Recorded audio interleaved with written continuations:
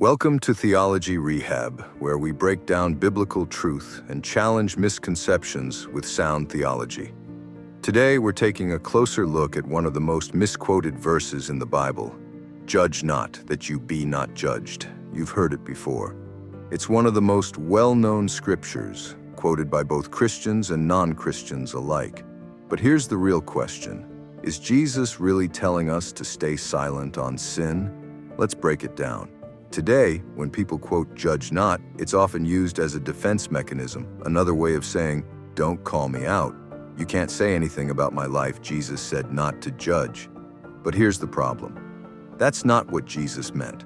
In fact, when people use the verse this way, they're actually doing the very thing Jesus was warning against, misjudging without understanding. Let's read the full passage in Matthew 7:1-2. Judge not, that you be not judged. For with the judgment you pronounce, you will be judged, and with the measure you use, it will be measured to you. Did you catch that? Jesus didn't just say, "Don't judge," and leave it at that. He explained why. He's warning that the way we judge others will come back on us. But here's the key. Jesus isn't forbidding judgment altogether. He's warning against hypocritical judgment, the kind where you point out someone else's sin while ignoring your own. Jesus continues in verses 3-5. Why do you see the speck that is in your brother's eye, but do not notice the log that is in your own eye? You hypocrite, first take the log out of your own eye, and then you will see clearly to take the speck out of your brother's eye. Notice, he didn't say to ignore the speck in your brother's eye.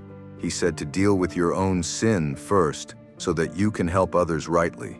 It's not about avoiding judgment, it's about judging rightly, with humility, self-awareness, and a heart that seeks restoration, not condemnation. Now, here's where it gets even clearer. In John 7:24, Jesus says, "Do not judge by appearances, but judge with right judgment." That's a direct command to judge, but to do it rightly. So Jesus isn't against judgment. He's against shallow, self-righteous, hypocritical judgment. But righteous judgment? That's necessary.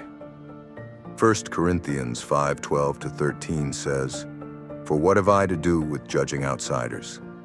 Is it not those inside the church whom you are to judge? God judges those outside. Purge the evil person from among you." Paul is clear. Believers are called to hold each other accountable.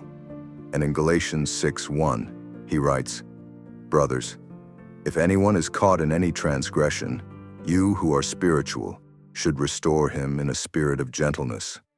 Restoration requires addressing sin. It requires judgment, but it must be done with humility and love, not arrogance.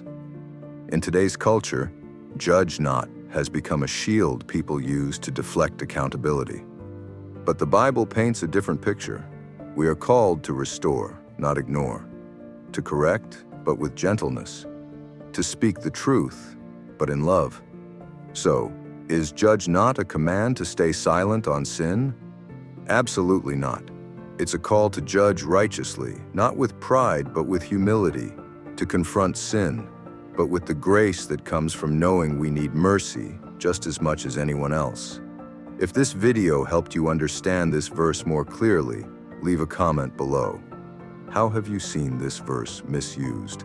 And how do you think we should balance judgment and grace? Let's talk about it. And if you're passionate about learning more biblical truths, don't forget to like this video, subscribe to the channel, and turn on notifications so you never miss an episode. Thanks for watching, and as always, stay rooted in the Word.